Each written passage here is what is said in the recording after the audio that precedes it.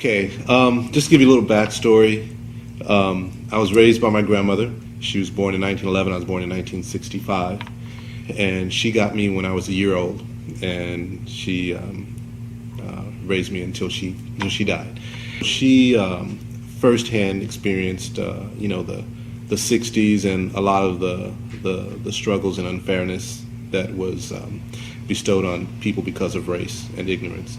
Because of her experiences, and she raised me by herself, she prepared me early on. She taught me and showed me how to act without sitting me down and saying, this is what you need to do and why.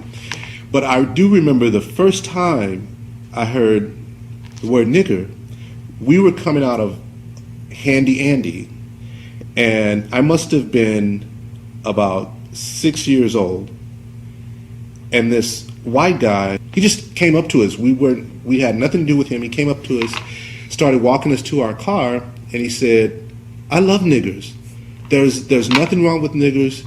You are some of my favorite, because of her experiences, she knew not to confront him. She kind of ignored him. She kind of explained to me that, that there are some ignorant people in the world, some people that are filled with hate. She also made it clear that not to generalize people, it's just people, and so that, so she did a really good job of that. I remember in high school, we had a family member that was killed by a white highway patrolman. Same thing that you see today, it didn't make sense then, and it makes more sense now because it can be explained through, hatred and racism, I have 3 kids. When they were younger, we all lived in Alamo Heights. It was the first affluent neighborhood that I was exposed to in San Antonio. It was predominantly, as far as residents were concerned, it has been, and I'm sure it still is, predominantly white, well-to-do families. And I would get stopped all the time, in my car. I'd get stopped all the time, and they would check for everything. I knew that if I was in a hurry to get somewhere, I need to leave extra early just to make sure if I get stopped, it could take 30 minutes, 40 minutes, and it happened all the time. I'm sure me being stopped so often was a form of profiling, by the police there. You have those experiences that if they don't come right out and show you that they're being racist, you kind of like give them the benefit of the doubt or maybe dismiss it. I had pulled into the parking lot of a shopping center, and it was nighttime because it was after the event, and I was trying to get the directions set up on my phone, so that I could put it down and drive, make it back home.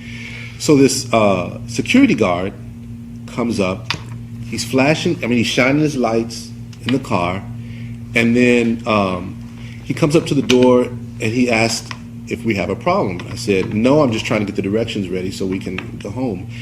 Then he proceeds to say, well, you can't do that here. It's looking really suspicious, you guys. He said, it looks like you're here for like a drug transaction. And I'm like, I got my kids in the car. And so they're getting, they're like, what's going on? I'm like, just chill. And he's just throwing all these situations that this must be, rather than I'm checking for getting the directions so that I can get on the road. I don't want to drive while I'm doing that. But, after an experience like that, which doesn't even come close to what a lot of people, a lot of black people have experienced, but even an experience like that, I was boiling, man. At that point, it wasn't about being the person doing what I was supposed to do.